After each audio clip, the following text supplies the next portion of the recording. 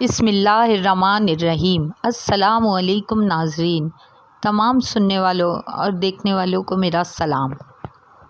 مالک بن دینار رحمۃ اللہ علیہ فرماتے ہیں، میں حج کرنے گیا تو اس سال حج میں بڑا رش ہوا، لاکھوں لوگ آئے۔ میں نے عرض کی، مولا سب کا قبول ہوا کہ کوئی رہ گیا ہے؟ فرماتے ہیں کہ مجھے خواب آیا کہ لاکھوں کا قبول ہو گیا، ایک ہے محمد بن ہارون بلخی، اس کا قبول نہیں ہوا۔ فرماتے ہیں میں صبح اٹھ کر ڈھونڈنے لگا کہ بلخ کے خراسان کے لوگ کہاں ٹھہرے ہیں، وہاں سب علیحدہ علیحدہ ہوتے ہیں، یہ پاکستانیوں کی بلڈنگ ہے، یہ انڈین کی بلڈنگ ہے۔ میں ڈھونڈتے ڈھونڈتے پہنچا تو میں نے بلخ کے لوگوں کو پا لیا۔ میں نے پوچھا، تم میں محمد بن ہارون بلخی کون ہے؟ کہنے لگے، وہ تو بڑا نیک آدمی ہے، بڑا پرہیزگار ہے۔ کہتے ہیں، میں نے کہا مجھے تو خواب آیا ہے کہ اس کا حج قبول نہیں ہوا اور یہ تعریفیں کر رہے ہیں۔ میں نے کہا کس طرح کا نیک ہے؟ تو لوگ کہنے لگے، 24واں تو وہ حج کرنے آیا ہے، ساری رات نفل پڑھتا ہے، سارا دن روزہ رکھتا ہے، بہت مالدار تھا، پر اب ہر چیز اللہ کی راہ میں خیرات کر دی۔ فرماتے ہیں میں نے کہا کہاں ہے وہ؟ کہنے لگے پہاڑ کے پیچھے اس نے خیمہ لگایا ہوا ہے، وہاں اللہ اللہ کر رہا ہے۔ مالک بن دینار فرماتے ہیں میں وہاں پہنچا، وہ مصلی پر بیٹھا تھا، سلام پھیرا۔ میں نے السلام علیکم کے بعد کہا، آپ محمد بن ہارون بلخی ہیں؟ کہنے لگا ہاں، اور آپ مالک بن دینار ہیں؟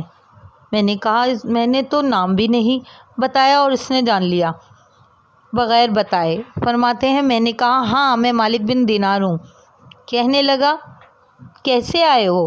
میں نے کہا بس ملنے آیا تھا۔ کہنے لگے نہیں، جس کام سے آئے ہو وہ بتاؤ۔ میں نے کہا میں ملنے آیا ہوں۔ تو کہتے ہیں رو پڑے، کہنے لگے آپ کو خواب آیا ہوگا کہ میرا حج قبول نہیں ہوا۔ کہتے ہیں کہ میرے رونگٹے کھڑے ہو گئے کہ اسے تو یہ بھی پتہ ہے کہ اس کا حج قبول نہیں ہوا۔ میں نے اس کو کہا کہ تمہیں کیسے پتہ کہ مجھے خواب آیا ہے؟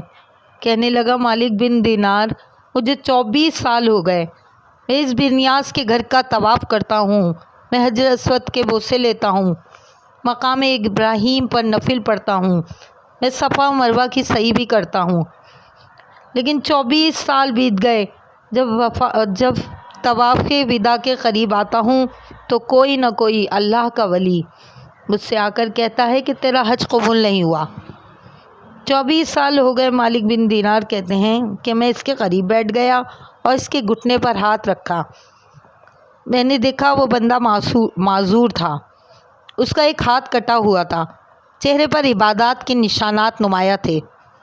میں نے کہا یار پھر تیرا حج کیوں قبول نہیں ہوتا؟ کہنے لگا مت پوچھو، تم مجھ سے نفرت کرنے لگو گے۔ میں نے کہا نہیں بتاؤ تو صحیح۔ کہنے لگا نہ پوچھو۔ میں نے اصرار کیا تو کہنے لگا اس لیے قبول نہیں ہوتا کہ میں اپنی اماں کا نافرمان تھا۔ کہنے لگے ماں کا نافرمان؟ کیا ہوا تھا؟ کہنے لگے اللہ نے دولت دی، جائیدادیں، گھوڑے، زمینیں، اتنی دولت کے ہوتے ہوئے میں عیاش ہو گیا۔ میں اللہ کے دیے ہوئے مال کو ناجائز جگہ خرچ کرنے لگا۔ میری ماں بوڑھی تھی، عبادت گزار تھی، مجھے سمجھاتی تھی۔ رمضان کا مہینہ تھا، عصر کے بعد اماں روٹیاں لگا رہی تھی، میں گھر آیا، تنور میں روٹیاں لگا رہی تھی، شراب کے نشے میں تھا۔ میں نے ماں سے روٹی مانگی تو کہنے لگی شرم کر، روزہ تو رکھتے نہیں، اور جنہوں نے روزہ رکھا ہے ان کا تو خیال کرو۔ کہتے ہیں یہ لفظ میں نے سنے تو ماں کو ایک تھپڑ دے مارا، اماں جلتے ہوئے تنور میں گر گئی، لوگوں نے مجھے کمرے میں بند کر دیا۔ کہتے ہیں ساری رات میں شور سنتا رہا پر نشے میں پڑا رہا۔ اگلے دن ظہر کے بعد آنکھ میری جب کھلی جب میری بیوی الماریوں سے کپڑے نکال رہی تھی۔ میں نے کہا کہاں جا رہی ہو؟ کہنے لگی میں کہ جا رہی ہوں، میں ماں کے قاتل کے ساتھ نہیں رہ سکتی۔ میں نے کہا ماں قتل ہو گئی؟ کہنے لگی ہاں، رات تجھے پیدا کرنے والی، تجھے پالنے والی تیرے ہاتھوں قتل ہو گئی۔ کہا کدھر ہے میری ماں کی میت؟ کہا دفن کر دیا۔ بتایا کیوں نہیں؟ کہتے ہیں مرتے وقت کہہ گئی تھی کہ اسے میرا منہ نہ دکھانا، میرے جنازے کے قریب نہ آئے۔ کہنے لگے میں اسی وقت اٹھا جس ہاتھ سے ماں کو مارا تھا، کلاڑا لے کر ہاتھ کاٹ دیا۔ جائیدادیں، گھوڑے، مکانات سب خیرات کر دیے۔ ساری رات نفلیں پڑھتا ہوں، سارے دن کے روزے رکھتا ہوں، ہر سال حج کرتا ہوں، عرش کا مالک مجھے معاف نہیں کرتا۔ حضرت مالک بن دینار کہتے ہیں میں نے بھی ایک زوردار تھپڑ مارا اور کہا تو ہے ہی اسی قابل کہ تجھے معاف نہ کیا جائے، تجھے کبھی معافی نہیں ملے گی۔ کہتے ہیں کہ وہ روتا رہا، تڑپتا رہا۔ میں گھر آیا اور آ کر سو گیا تو مجھے مصطفیٰ کریم صلی اللہ علیہ وسلم کا دیدار نصیب ہو گیا۔ نبی پاک صلی اللہ علیہ وآلہ وسلم نے فرمایا مالک تو اسے کیوں مایوس کر کے آیا ہے؟ اللہ کی رحمت سے۔ میں نے کہا حضور صلی اللہ علیہ وسلم اتنا بڑا قاتل ماں کا کیسے معافی ملے گی؟ محبوب صلی اللہ علیہ وسلم فرمانے لگے اس کی ماں کی وجہ سے ہی معافی اس سے ملے گی۔ ماں کی وجہ سے؟ حضور کس طرح؟ فرمایا قیامت کے دن اس کی ماں اس کے خلاف مقدمہ دائر کرے گی، کہے گی اللہ اس سے پوچھ میرا جرم کیا تھا، مجھے کیوں جلا کے مارا؟ رب بات سنے گا اور پھر کہے گا اٹھاؤ اس کے بیٹے کو اور جہنم میں لے جاؤ۔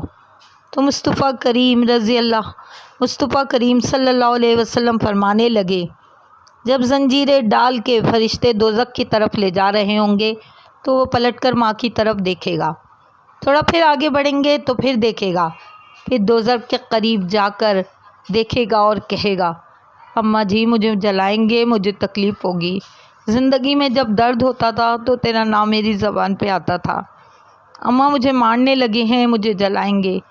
میرے مصطفیٰ کریم فرمانے لگے وہ ماں جسے جلا کے مار دیا وہی میدان حشر میں بول پڑے گی، کہے گی اے اللہ اے رب کریم۔